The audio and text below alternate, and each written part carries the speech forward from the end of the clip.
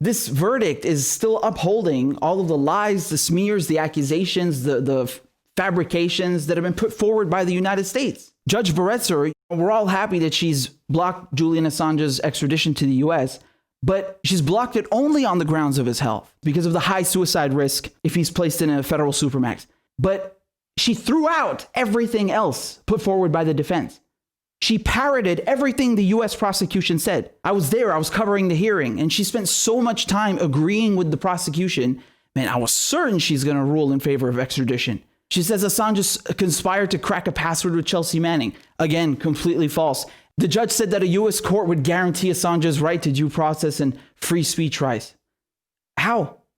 The jury is made up of people who work in the intelligence community. They hate Assange.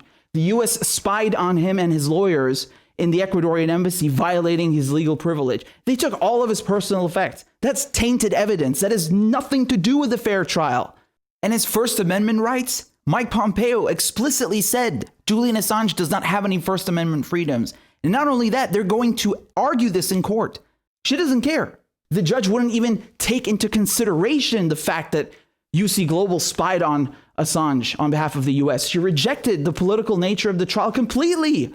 This is absurd. The very nature of the publications is political. They're going after Julian Assange because he embarrassed them and exposed them for their war crimes. It's nothing but political. And so Baretzer, she's just been parroting everything the prosecution's been saying. This is so bad, man.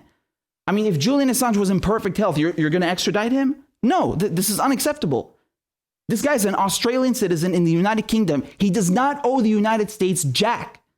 Again, we're all happy that she ruled against extradition, but this decision still leaves the door wide open for future journalists to be prosecuted and for the US to just randomly persecute people anywhere in the world who challenge US hegemony.